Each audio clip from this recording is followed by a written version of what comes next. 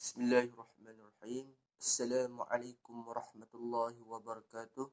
Alhamdulillahirabbil alamin wassalatu wassalamu ala asyrafil anbiya'i wal mursalin wa ala alihi wa sahbihi ajma'in. Subhanaka la ilma lana illa ma 'allamtana innaka antal alimul hakim. Wala haula wala quwwata illa billahil aliyil azim. Baik, nama saya Muhammad Jazmi bin Muhammad Nawi, nombor metrik 2190871. Saya merupakan pelajar tahun 2 Ijazah Sarjana Muda Pertahanan dan Keselamatan Islam Universiti Pertahanan Nasional Malaysia. Sebelum kita pergi lebih jauh, kita perlu mengetahui perkataan penceraian ataupun dalam bahasa Arab lebih dikenali sebagai talak. Talak dari segi bahasa iaitu membuka ikatan. Mengikut istilah pula, membuka ikatan perkahwinan dengan lafaz talak atau perkataan seumpamanya yang membawa erti penceraian. Dalil Al-Quran yang mengharuskan talak iaitu A'udzubillahi minasyaitanirrajim. Bismillahirrahmanirrahim. At-talaqu marratan fa imsakum bima'rufin aw tasrihum biihsan. Maksudnya, talak itu ada 2 kali. Jika kamu tidak mahu talak ataupun jika kamu tidak mahu menceraikan isteri kamu, maka kamu peganglah ia elok-elok. Manakala jika kamu mahu talak ataupun jika kamu mahu menceraikan isteri kamu, maka kamu ceraikanlah dia dengan cara yang terbaik. Dalil hadis juga ada mengatakan iaitu laisa syai'un minal halali abghadha ila Allah ta'ala minat talak. Maksudnya tidak ada benda yang halal yang paling Allah benci lebih daripada kebenciannya terhadap penceraian. Nak kata di sini Allah sangat membenci kepada penceraian.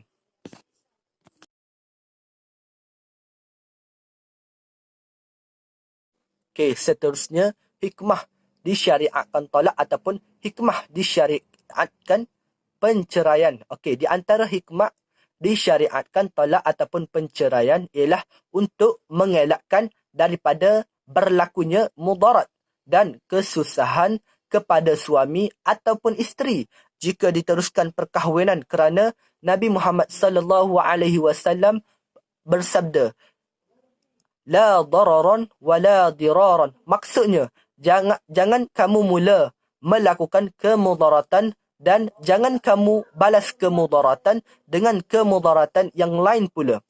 Okey.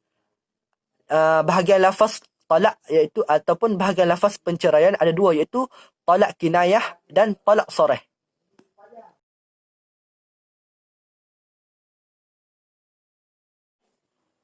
Okey, jenis talak yang pertama itu talak sarih. Talak sarih ini perkataan yang memberi makna talak sahaja. Ia tidak memerlukan niat sebab perkataan tersebut tidak ada makna yang lain kecuali makna talak sahaja. Okey, talak sarih tidak memerlukan niat untuk mengesahkan berlakunya penceraian kecuali dalam 2 keadaan ataupun 2 situasi berikut ia memerlukan niat. Tanpa niat, talak tidak jatuh. Iaitu situasi yang pertama, orang yang dipaksa menceraikan isterinya. Jika ia niat cerai, maka jatuh talak kerana hati tidak boleh dipaksa. Jika ia tidak niat, tidak jatuh talak tersebut. Okey, situasi yang kedua, orang yang menjadi wakil untuk mencerai isteri jika yang mewakilinya itu ada isteri lebih daripada 1. Maka ia perlu diniat isteri yang mana yang dicerainya.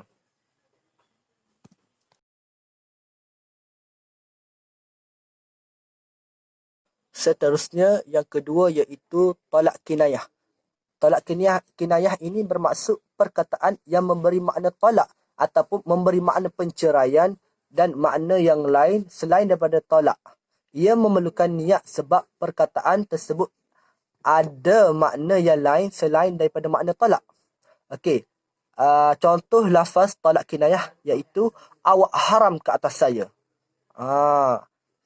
Seterusnya jatuh talak apabila menggunakan lafaz talak kinayah dengan syarat yang pertama, lafaz yang digunakan mengandungi makna talak dan selainnya. Yang kedua, ada niat untuk mencerainya. Tanpa niat tidak sah penceraian tersebut.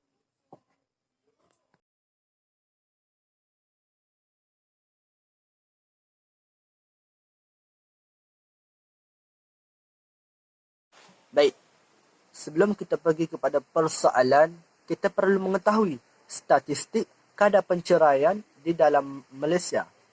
Okey, mengikut statistik, dalam tempoh 6 tahun yang lalu, sebanyak 274,000 pasangan Islam di Malaysia bercerai, sekaligus menimbulkan kebimbangan mengenai institusi kekeluargaan Islam di Malaysia di negara ini.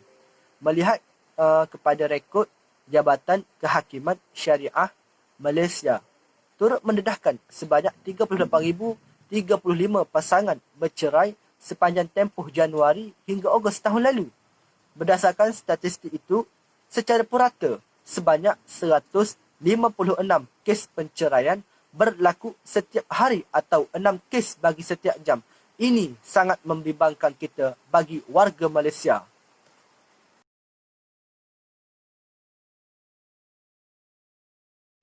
Baik, kita teruskan kepada soalan iaitu penceraian melalui teknologi komunikasi, adakah ia sah atau tidak? Okey. Mengikut keputusan Muzakarah Jawatan Kuasa Fatwa Majlis Kebangsaan bagi Hal Ehwal Agama Islam Malaysia, talak dalam bentuk tulisan yang jelas daripada suami yang ditujukan kepada isterinya secara khusus melalui faksimili, SMS, email dan sebagainya merupakan talak secara kinayah dan ianya sah sekiranya disertai dengan niat. Okey, semua penceraian hendaklah dikemukakan kepada mahkamah syariah untuk mensabitkan talak tersebut. Talak ataupun penceraian yang dilakukan dengan menggunakan alat komunikasi moden adalah kaedah penceraian yang tidak menepati adab penceraian yang digariskan oleh syarak. Tambahan pula, Darul Ifta Al-Misriyah menyatakan hal yang sama iaitu talak yang diucapkan melalui pesanan ringkas, SMS atau sebagainya termasuk di dalam talak secara kinayah. Talak ataupun penceraian seperti ini tidak akan berlaku melainkan apabila si suami memang berniat untuk menceraikan isterinya. Ini kerana pesanan ringkas ini termasuk di dalam akhbar, berita yang boleh jadi ia benar dan boleh jadi ia dusta. Apabila berlaku perkara seperti ini, si suami akan ditanya akan niatnya. Jika dia memang berniat untuk menceraikan isterinya, maka ia dikira jatuh talak ataupun jatuh penceraian tersebut. Jika sebaliknya, maka ia tidak akan dikira. Saya rasa setakat ini sahaja ulasan daripada saya. Terima kasih kerana anda sudi meluangkan masa untuk menonton dan mengambil input daripada apa yang saya ucapkan. Terima kasih dan Assalamualaikum warahmatullahi wabarakatuh.